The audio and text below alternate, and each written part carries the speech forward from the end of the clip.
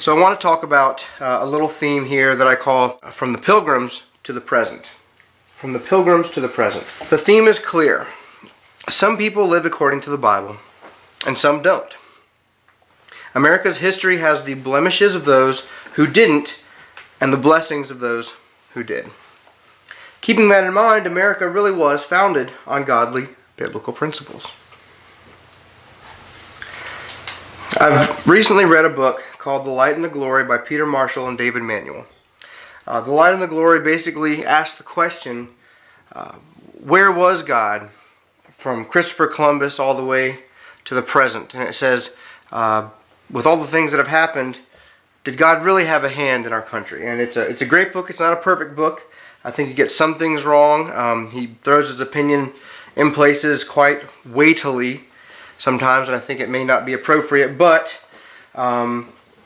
to get some good ideas of history, I think it's a pretty good book.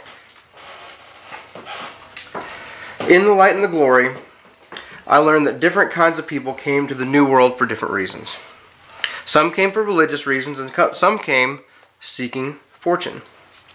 Now, I'm not against seeking fortune at all. I believe that that's quite appropriate, but in our history, it seems like those came seeking fortune often abused the natives, and those who came for religious reasons often treated the natives, the Indians, with respect and care. Of course, there you've got those friars, and of course on the other side you've got a statue there of someone I'll call the gold seekers, people who came here seeking fortune. The gold seekers, from the Spanish conquistadors to the settlers in Virginia who came seeking fortune in the form of native gold. Essentially, across Europe, the stories of native gold here were just running rampant across Europe. It was almost just inflamed rhetoric and almost to a crazed point where people thought that if you could just come here and just find an Indian, you could somehow trade him your boots for a bucket of gold. I mean, it was almost just ridiculous. So you had people coming here trying to get rich. You had people who were in debt. You had gentlemen coming to really, have some sort of great adventure, or who knows what it was, but one way or another, you had a gold craze.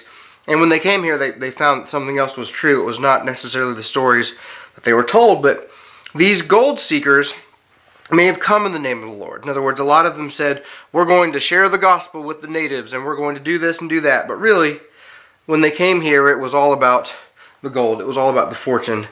Many of them actually stole from the Indians and killed them for their corn. In other words, they really did abuse the natives. Their true motives overshadowed any hollow shell of a desire to spread the gospel to the Indians. So that was the gold seekers. These gold seekers brought some Franciscan and Dominican friars with them to the New World. These friars were actually living for the Lord. They were actually seeking to live according to the Bible. They built orphanages and schools for the Indians, as well as refuges for the destitute. Through the friars' service, thousands of Indians were compelled by the gospel of Jesus Christ. Some friars even gave their lives as martyrs so the Indians could hear about Jesus. The lesson is you cannot just lump all the first newcomers to the New World in one category. There was a clear distinction between those who came out of greed for gold and those who truly came to spread the light of the world to the natives who inhabited the land. That distinction proves true throughout all history. Those who live according to the Bible and those don't. A side note. It also cannot be said that all Indians, all natives, were alike as well. You cannot lump them all together, just as you can't lump all the newcomers together. Some Indians were peaceful and had good relations with the newcomers. Other Indians were brutal, savage, and actually evil. They even tortured some of those friars who loved and served them. And in that book, there's actually stories of I believe it was the Iroquois tribe. They were one of these tribes that when they would capture an enemy, they would oftentimes take them and they would tie one person up and actually fillet their flesh off of them while their family members would watch. And they would essentially torture one of their family members while the others would watch and scream and cry, etc. The stories were actually very, very brutal to read, but essentially there were some Indians that were just positively evil and positively brutal. There was one friar that they had captured, one of these loving friars that was there to serve them, etc., and they captured him, and so they were torturing him, and this friar would not give them the satisfaction of hearing him cry out in pain and in terror. So they would torture him, they would be cutting off his flesh, they would be burning him, doing all these things to him, and he just would not show them his fear. So they would increase the intensity level of the torture to the point where he just would not scream in terror, and he would not give them that satisfaction. They ended up simply cutting out his heart and eating it because they thought that they would get some of that spirit, that same spirit that made him strong. They ate his heart. So the point is that you can't just lump all the newcomers together. You can't just lump all the Indians together. That once again, you have to deal with them on an individual basis. Let's talk about the Puritans and the Virginia Company. Now, I love my Virginia. I'm a Virginian. But when the Puritans came to America, they came to work. They came up, of course, Plymouth Rock up in Massachusetts. The Puritans came to work, to live, and to worship freely. If anyone has watched the Monumental movie with Kirk Cameron, it's a great movie, and it talks about how those separatists and those Puritans came to live out their faith according to the Bible here in this new world. They prospered and they flourished. When the Virginia Company landed at Jamestown, many of these were gentlemen who wouldn't work. It was thought to be beneath them. Just the idea of doing manual labor, they couldn't even bear it. Others were simply lazy or chose to steal from the Indians instead of planting their own crops. In fact, those first couple winters, they were actually attempting socialism, Marxism.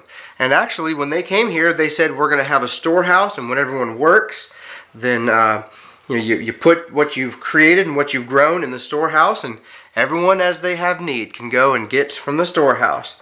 So of course, able-bodied people started faking that they were sick. And all of a sudden, people were just lazy or too tired or whatever it was. People would make up excuses, as we can imagine, and people starved. And so they actually had a couple winters of starvation, and then the governor said, why don't we try something else? So he actually gave each family private property. Said, you can do whatever you want with this property. Whatever you grow, you can either eat, you can consume, or you can sell. You can do whatever you want with it. It's yours. And guess what? In a very, very short period of time, we went from starving to actually exporting crops and corn, etc., because each person became very, very industrious. So there's a difference between the Puritans who came originally to live out their faith in the Bible and those that came in the Virginia Company, some that might have been in fact good people, but others who simply would not work and even chose to steal and kill instead of simply being industrious and working. The phrase, if you're not willing to work, you must not eat. If you don't work, you don't eat. That's biblical. That's right. That's biblical. Once again, we see a difference between some settlers who came and sought to live their lives according to the Bible and those who didn't.